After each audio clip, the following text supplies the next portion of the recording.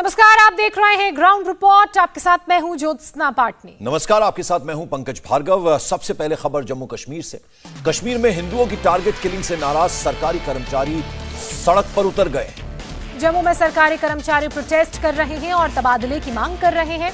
सरकारी कर्मचारियों का कहना है कि हिंदुओं की हत्या की जा रही है, वो आतंकवादियों के निशाने पर हैं। उनका यह भी कहना है कि कश्मीर में रहकर काम नहीं कर सकते, इसलिए उनका तबादला कर दिया जाए। कल से लगातार ये मांग उठ रही है कि उनकी होम स्टेट में उनका ट्रांसफर किया जाए। आज बैनर पोस्टर लेकर रजनी बाला की तस्वीर हाथों में लेकर बैठे हैं। We want justice.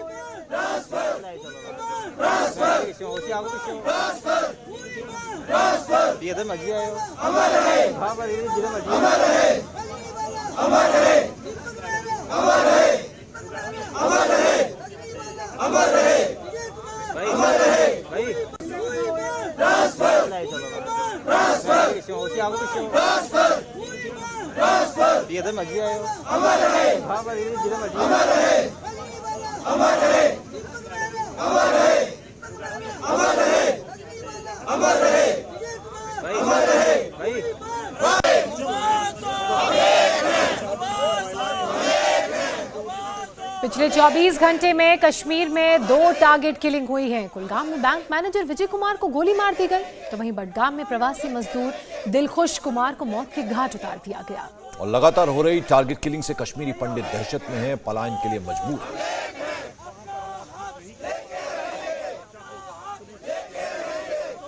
कश्मीर में पिछले कुछ घंटों के अंदर कई हमले हुए हैं। दिलखुश कुमार की हत्या हुई, विजय कुमार का कत्ल किया गया। कश्मीरी पंडित दहशत में हैं और पलायन के लिए मजबूर हैं। इंडिया टीवी के 2 संवाददाता इस वक्त कश्मीर में ग्राउंड जीरो पर मौजूद हैं। मंजूर मीर बडगाम के ईंट भट्टे के उस कमरे में भी पहुंचे जहां आतंकियों ने इस कायराना वारदात को अंजाम दिया। उस वक्त कमरे में 4 लोग बैठे थे। आप तस्वीरें देखकर अंदाजा लगा पाएंगे कि किस कदर आतंकी बौखलाकर बेकसूरों को अपना निशाना बना रहे हैं। बडगाम जिले के मागरेपुरा इलाके में मौजूद है, जहां पर कल रात नॉन लोकल लेबर्स पर मिलिटेंटों ने अंधाधुंध गोलियां चलाई, जिसमें एक लेबर की मौत हो गई जबकि दूसरा लेबर घायल हुआ, जिनका इलाज हॉस्पिटल में चल रहा है। कल रात करीबन 8 बजे के आसपास इसी जगह पर, ये जो आप देख रहे हैं, ये लेबर्स का कमरा है जहां पर वो अपना खाना बना रहे थे। और इस रूम में करीबन 4 लड़के जो थे, लेबर थे, वो यहाँ पर बैठे हुए थे। और बताया जा रहा है कि 2 मिलिटेंट्स अंदर आए, बिना पूछे उन्होंने उन पर अंधाधुंध गोलियां चलाई, जो 2 लोगों को लगी और दोनों की हालत जो है काफ़ी गंभीर बनी रही। दोनों को हॉस्पिटल पहुंचाया गया, जहां पर एक की डेथ हो गई जबकि दूसरा का इलाज जो है हॉस्पिटल में चल रहा है। कुल 7 लोग यहाँ पर थे। 4 लोग इस कमरे में थे और 3 लोग बताया जा रहे थे कि दूसरे कमरे में थे, जो यहाँ पर खाना बना रहे थे। और उसके बाद तुरंत उनको हॉस्पिटल पहुंचाया गया। लेकिन इस घटना के बाद जो नॉन लोकल लेबर्स है, इनमें काफ़ी डर और खौफ का माहौल है। ये सभी लोग जो है 7 दिन पहले ही पंजाब से यहाँ पर काम करने के लिए पहुँचे थे, लेकिन कल ये घटना घटी। उसके बाद इनमें डर और खौफ का माहौल है। इनका कहना है कि वो अब कश्मीर छोड़कर वापस चले जाएंगे, यहाँ पर अब दोबारा काम नहीं करेंगे। तो निस्संदेह ही जिस तरह से कश्मीर में पिछले कुछ समय से टारगेट किलिंग्स हो रही है, उससे कहीं ना कहीं न सिर्फ कश्मीरी पंडितों में बल्कि जो नॉन लोकल लेबर्स है, उनमें भी डर और खौफ का माहौल साफ तौर पर देखा जा रहा है। कश्मीरी पंडित जो है वो मास माइग्रेशन की बात कर रहे हैं। 50% से ज़्यादा लोग बताए जा रहे हैं कि अभी तक कश्मीर छोड़कर चले गए हैं। अब जो कल रात घटना घटी है, नॉन लोकल लेबर्स पर हमला किया गया है, उससे यहाँ पर काम करने वाले जो मजदूर हैं, उनमें भी डर और खौफ जो है वो साफ तौर पर देखा जा रहा है। हालांकि पुलिस का दावा है कि बहुत जल्द ऐसे लोगों को बेनिकाब किया जाएगा, उन्हें मार दिया जाएगा, उनको या तो गिरफ्तार किया जाएगा। लेकिन जो टारगेट किलिंग्स हो रही है, सॉफ्ट टारगेट किलिंग्स हो रही है, ये कहीं ना कहीं सुरक्षा एजेंसियों के लिए एक बहुत बड़ी चिंता और चुनौती का विषय बनता जा रहा है। कैमरामैन मोहम्मद असलम के साथ में मंजूर मीर, इंडिया टीवी, बडगाम।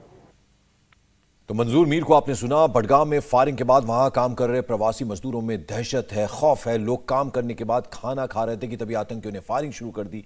एक और रिपोर्ट देखी मंजूर मीर की। बडगाम जिले के मागरीपुरा इलाके में कल रात मिलिटेंटों ने नॉन लोकल लेबर्स पर गोलियां चलाई, जिसमें एक लेबर की मौत हो गई जबकि दूसरा लेबर घायल हुआ है। हम चश्मदीद लोगों से बात करेंगे, जानना चाहेंगे कि कितने लोग थे और कब और कितने बजे ये हमला हुआ। आपका नाम क्या है? सर मेरा नाम मंजीत है। मंजीत, आपसे जानना चाहेंगे कितने बजे ये हुआ, कितने लोग थे और अब तब कहाँ थे आप? सर हम 7 आदमी थे, हम अपने कमरे में बैठे थे। अरमान से कोई बात नहीं, खाना भरना था हमारा। हमने सोचा चलो बनता है खाना खाते हैं, तो देखा 2 आदमी आ रहे। हमने सोचा कोई हमारे पास काम बोलने के लिए आएगा। वो देखा तो आने के सीधा उन्होंने 2 आदमी देखा, भी 2 आदमी आ रहे। उन्होंने फायरिंग किया, 2 फायर निकाला। वो लड़के पे एक दिल उसके जो है उसके दिल में लगा, तो दिल के एक में ये जहाँ पे उंगल पे लगा, वो तो बच गया उंगल वाला, तो जो दिल में लगा उसका मौत हो गया। उसको पहले 17 गाँव में खड़ा था, और उन लोगों ने श्रीनगर में भेज दिया, तो श्रीनगर वाले उधर बोलते भी डेड हो गया है। आप सब लोग एक साथ बैठे थे? हाँ, सभी आदमी इकट्ठे बैठे थे अंदर में। 3 आदमी एक जुग्गी में बैठे थे, 4 आदमी एक साइड में बैठे थे, तो खाना बन रहा था हमारा। कोई बातचीत की? उन्होंने कुछ बताया कि नहीं ऐसे ही गोली मारी? ऐसे ही चुप कीर की। ओके। हाँ, चुप के मारी, कोई बोले नहीं, कोई कुछ नहीं किया हमारे साथ। किसी का नाम वगैरह नहीं लिया? ना किसी का कुछ नहीं किया उन्होंने। हम तो किसी को जानते नहीं, अभी तो हमको 7 दिन हुआ है इधर आए को, हम किसी को जानते नहीं है। तो वो लोग कब से यहाँ पे काम कर रहे थे जिनको गोली लगी, जिसमें से एक? अभी 7 दिन ही हुआ हमको, इकट्ठे आए थे। वो उधर पंजाब में हमारे साथ काम कर रहा था ना, उधर 1.5 साल हो गया था उसको, पर इधर आने के तो पहला 7 दिन ही हुआ था हमको। वो भी पहली बार आया था इधर। पिस्टल से गोली चलाई या कोई बड़ा गन था? पता नहीं, पिस्टल था गन था, इतना नहीं देखा हमने जल्दी में। हम तो डर गए थे, हम उधर कमरे में छुप गए थे।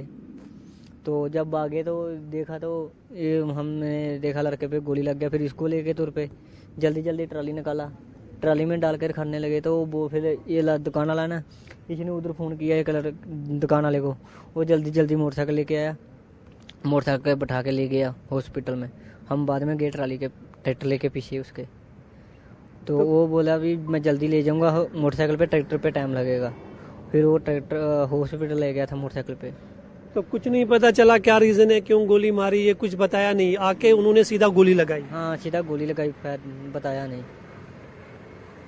उसने कुछ नहीं बोला। हम किसी को जानते नहीं है इधर सर, यही दुकान से आते हैं, सामान लेके अपने कमरे में बैठ जाते हैं, कोई ज़्यादा बाहर नहीं जाते हैं। चाहे बाजार जाएंगे कुछ सामान लेके आ जाएंगे, बस किसी से बातचीत नहीं अपने कमरे में रहेंगे, कुछ किसी के साथ फालतू नहीं बोलेंगे इधर।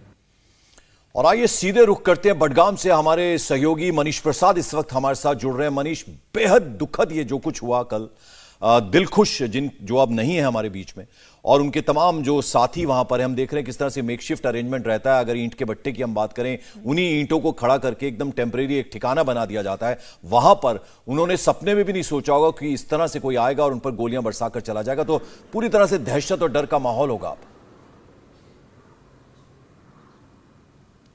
पंकज, ये मैसेजिंग खासतौर पे उन 2000 से ज्यादा जो लेबर्स यहां पर काम करते हैं उनके लिए भी है। टारगेट किलिंग के तौर पर, सॉफ्ट टारगेट के तौर पर ये लेबर्स, या फिर उसमें कश्मीरी पंडित, या फिर वो लोग जो कि इस समय भारत सरकार के लिए काम कर रहे हैं या सरकार में काम कर रहे हैं, उन लोगों को आसानी से टारगेट कर रहे हैं। और इसीलिए ये हाइब्रिड टेररिस्ट के तौर पर आसानी से उन्हीं में मिक्सअप हो जाते हैं। फायर किया उन्होंने, फायर करने के बाद गायब हो गए, और उसके बाद इन्वेस्टिगेटिंग एजेंसीज को, सिक्योरिटी फोर्सेज को मशक्कत करनी पड़ती है। सबसे पहले इस इंसिडेंट पे जो करीबन 2 से 3 टेररिस्ट आए, उन्होंने फायर किया। फायर करने के बाद जब बुलेट इंजरी हुई, उसके तुरंत बाद ही वो वहां से गायब हो गए। ये पूरा डार्क जोन है, इसका मतलब यह है कि यहाँ पे कोई सीसीटीवी कैमरा नहीं था, इसलिए पता नहीं लग पाया। वहीं दूसरी तरफ कुलगांव में जब विजय कुमार जो मैनेजर थे, उनकी जब हत्या की गई, तो उस दौरान भी बहुत ही सोचे समझे तरीके से रेकी की गई। इसका मतलब 2 लोग अंदर बाहर थे और एक ने स्पॉट करवाया, उसके बाद ही जाके विजय कुमार को फायर कर उसने आतंकी ने मार गिराया। तो ये एक नया फ्रेमवर्क है जिसके तहत इस समय सिक्योरिटी फोर्सेस लगातार दबिश डाल रही है। अब इसका असर किस पे पड़ रहा है? इसका असर पड़ रहा है कश्मीरी पंडितों पर, कश्मीरी लोगों पर जो यहां पर हैं, और उसके साथ साथ उन लेबर्स पर जो यहां पर काम कर रहे हैं।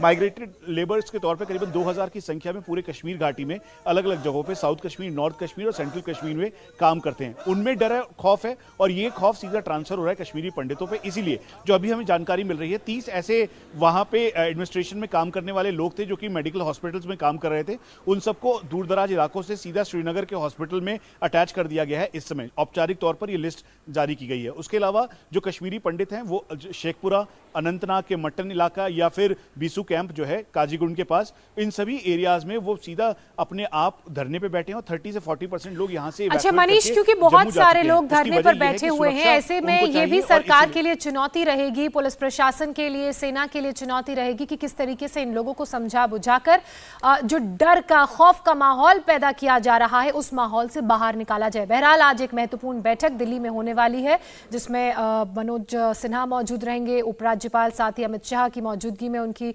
अध्यक्षता में बैठक होगी। पंकज, उस पर भी खास नजर रहेगी। बिल्कुल, और बता दें आपको कि टारगेट किलिंग का असर कश्मीरी पंडितों की कॉलोनीज पर पड़ा है, जैसा कि मनीष प्रसाद इशारा कर रहे थे। शेखपुरा कॉलोनी से लोग लगातार पलायन कर रहे हैं। दहशत, खौफ इतना ज्यादा है कि नौजवान जो युवा है वो अपनी नौकरी छोड़कर यहां से जा रहे हैं। मनीष प्रसाद की एक रिपोर्ट जरा आपको दिखा दें। ये बडगांव के शेखपुरा की कश्मीरी पंडित कॉलोनी है। कुल मिला के 192 परिवार यहाँ पर रहता है और सभी इस समय डरे हुए हैं, सहमे हुए हैं। क्या नाम है? विनोद नाम है। क्या आप शेखपुरा छोड़कर जा रहे हैं? हाँ, विद इन 2 डेज 30% फैमिली निकल गई। विद इन 2-3 डेज हम निकल रहे हैं। हमारे बच्चों का स्कूल का कुछ मसला है, वहाँ से टीसी निकाल के हम निकल रहे हैं। क्यों? लेकिन खतरा है, यहाँ कौन रहना चाहेगा? यहाँ पहले जान है, फिर देखी जाएगी नौकरी वोकरी, फिर बाद में देखी जाएगी। मजदूरी करेंगे बाहर कहीं और स्टेट में, जहाँ शाम को लगेगा बंदा शाम को घर पहुँचेगा। यहाँ सुबह ऑफिस निकलते बंदा भरोसा ही नहीं होता शाम को घर पहुँचेगा कि नहीं पहुँचेगा।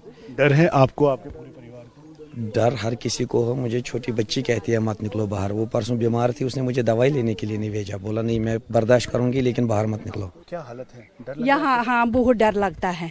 अरे बच्चे बाहर निकलते हैं तो डर लगता है, सोचते कि क्या पता शाम को आएंगी कि नहीं आएंगी, क्या करें हम। मेरे भी मम्मी डैडी है, मैं इनकी मम्मी हूँ, मुझे भी डर लगता है। बूढ़े मतलब माँ बाप है, क्या करेंगे इधर। यहाँ तो डर डर के जीना पड़ता है। छोड़ के जा रहे हैं शेखपुरा कॉलोनी? हाँ, लगभग 30% ही निकले कल से। अब तो कल परसों तो सारे निकल जाएंगे। हाँ, हम भी चले।